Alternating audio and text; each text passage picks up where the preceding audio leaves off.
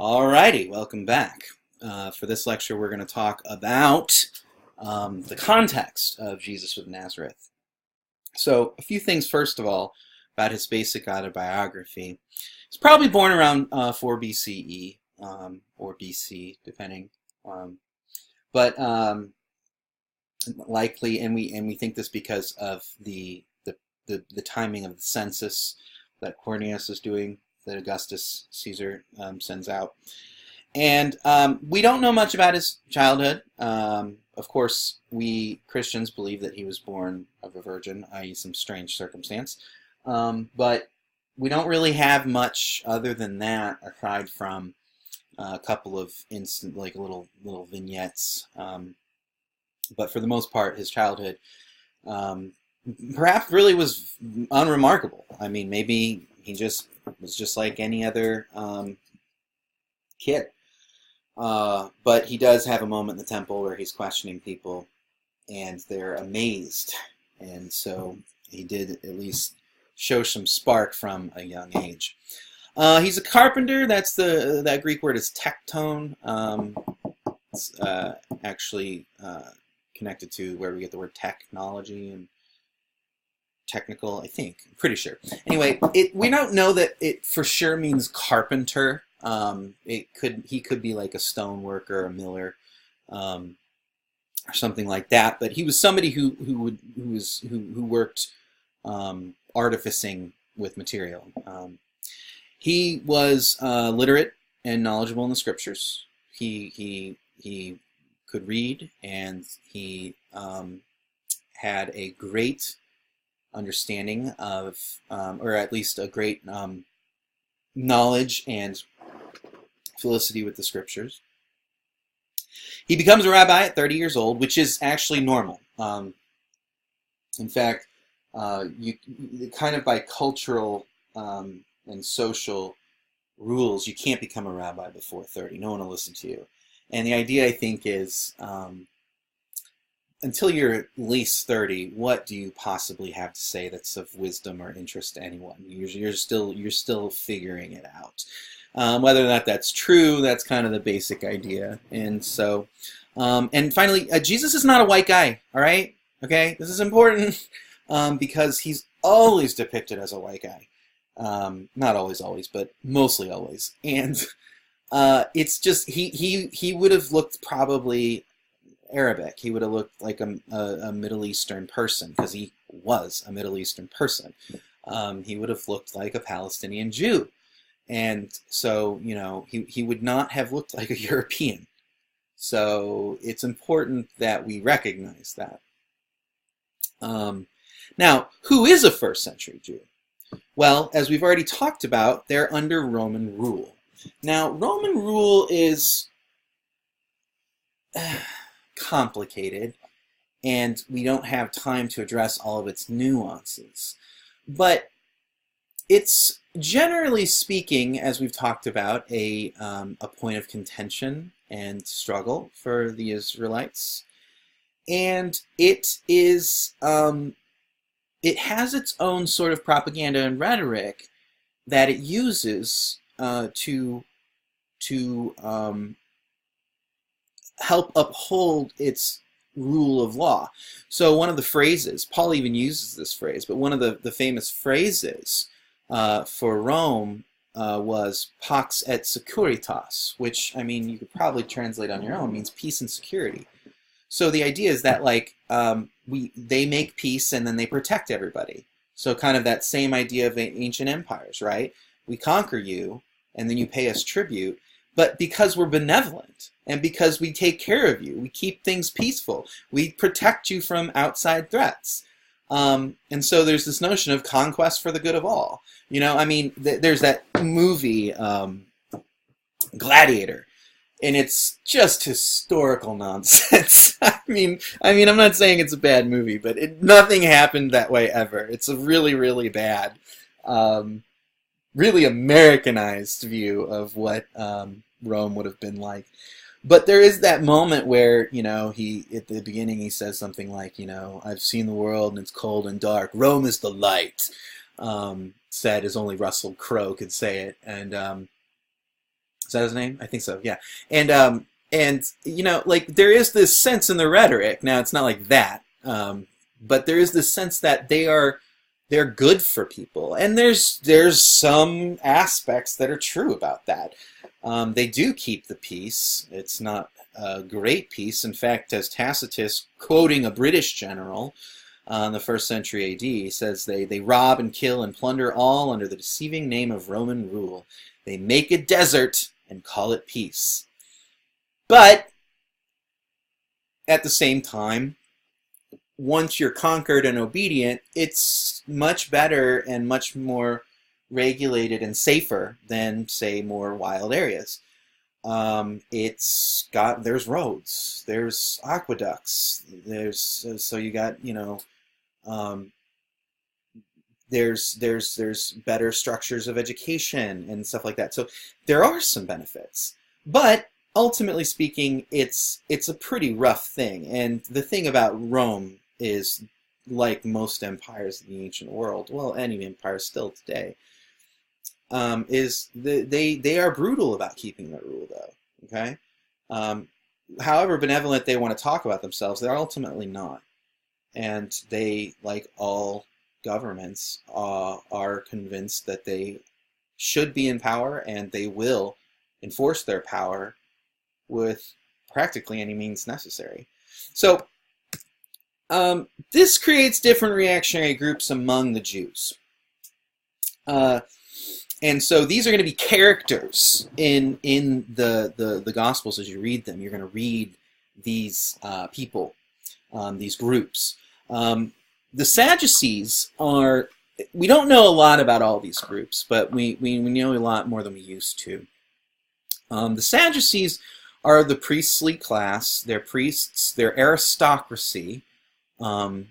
And so they're pretty much pro-Rome. I mean, they've got, you know, they're more pro-Sadducees than anything, really. But they recognize Roman rule. They recognize that it benefits them. And they mostly try to keep a kind of buffer and peace between the more radicalized Jewish people and Rome. And so they're kind of an aristocracy class, but they have that priestly element, okay? The high priest is a Sadducee. The Herodians are, as far as we can tell, I think we know like the least about this group, but it seems that they're basically people who are fans of Herod. By the time of Jesus, Herod the Great was dead, but he had 4 sons that kind of split up. And but anyway, they're thus also in cahoots with Rome. They like Rome. And they are in favor of the Herod dynasty being in charge. Now, this is not the popular opinion. Most of the Jews at this time would have been anywhere from skeptical to utterly opposed to Roman rule. As we've talked about, for all the reasons of exile and stuff like that, all the reasons of just it sucks to be ruled, and all these things. And so there is a group of political activists, almost, except they could be violent, and they are called the Zealots and bandits. These are people who would engage in assassinations, plots to, you know, basically try to overthrow Roman rule. They are zealots, that's the zelos. I think they'd be zelotikos, or that would be zealotic. But anyway, I can't remember exactly how to say it as a personal, or not a personal noun, but a noun of identity. But it's the same where we get the word zeal, it's also where we get the word jealous. And they are jealous and zealous for Romans to be kicked out and Israel to be reestablished as its own proper autonomous nation or kingdom. And, you know, Jesus has one of these guys with him, a zealot. He also has a tax collector, which is really interesting because tax collectors were like the most hated people because they're Jews who are collecting taxes for Rome, right? And more than that, they're usually corrupt, you know. So, you know, you get 10 fish and he comes along and he says, okay, well, I need 4 of them because that's the tax. And the thing is he only needs 3 or 2, but he's, you know, he's using his position to leverage more from you. And so, so there's this kind of Roman, like, hatred or submission or even favor in among the population. The zealots are absolutely adamantly opposed to it, and they're not necessarily totally religious in those reasons. Now, in the ancient world, you can't really separate politics from religion that simply. Some would argue you still can't, but that's another discussion. But the zealots, they were willing to engage in nefarious practices to upset Roman rule. Then there's the Pharisees. All right, now, and we do. I'm going to talk. Yeah, but we'll save the Pharisees for a second. And then there's, you know, the Messiahs, which are kind of like zealots. But they're, you know, we talked about them enough, I think, in the Messianic lecture. So the Pharisees. Now the Pharisees, they're interesting because the way that the gospel paints the Pharisees is actually pretty abnormal. All right. So in the kind of Western, mostly Christianized mind, Pharisees are these, like, you know, jerks and bad people, blah, blah, blah. That's not how they're remembered by Israel, Jewish people. They're heroes. And that's not how they were understood by the Pharisees, or by the people at the time, all right? The Pharisees are the most righteous, law-abiding, that's Jewish law, the Torah, righteous, law-abiding Jews around. I mean, they are the people that everyone looks up to. I mean, we can even see this in the Gospels. There's a point where the disciples say to Jesus, if the Pharisees aren't going to be saved, then who's going to be saved? And then, you know, Jesus, being Jesus, says, they're blind guides, don't listen to them. But, and he has his reasons, which we'll talk about. But the Pharisees are considered to be extraordinarily upright, worthy people. And they were just absolutely obsessed with keeping the law. Now, they're not pro-Rome. They're against Rome. They're in favor of, you know, an autonomous Jewish kingdom that can practice its religion and worship Yahweh. But they're not engaged necessarily in political machinations. But their kind of strategy, because they're thinking about the exile, and they're kind of following in this very, very zealous, so to speak, commitment to making sure everyone keeps the law, so that God will send Messiah and bring them out of exile. And so what they would do is they would kind of run fence around the law. So these guys are they're intellectuals, they're academics of sort. They study the Torah, and they study the Old Testament, and of course, which is just the Hebrew scriptures for them. And basically they try to make rules that so here's the law and its actual rules. They try to make the rules kind of out here, so that even if people accidentally break those rules, they haven't actually broke the law. All right. They also try to interpret the law to make sure that they understand what's expected of them. You know, and this is where you're going to get a lot of the interesting material, and like the Mishnah and stuff like that, although that's much later than Second Temple Judaism. But people who are so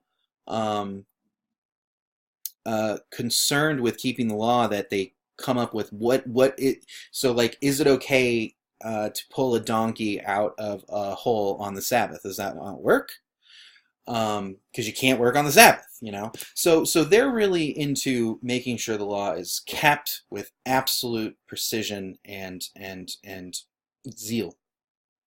There's a legend, I don't know if it's true or not, but about the so-called bleeding Pharisees, who, when they saw a woman of ill repute, would close or cover their eyes as they were walking by to ensure they didn't even lay eyes on this person. And then they would run into something and, bloody their nose. And so they were the bleeding Pharisees. But anyway, before we get into Jesus calling them hypocrites and blah, blah, blah, before we get into them being kind of one of the villainous groups, we need to understand that they are the teachers of the people. They're the rabbis. They are considered with great respect. Jesus approaches discipleship like a rabbi, like his ministry like a rabbi. The idea of discipleship is very common. Jesus isn't interesting or different in that he calls disciples. Now that he calls 12 apostle-type disciples is very interesting.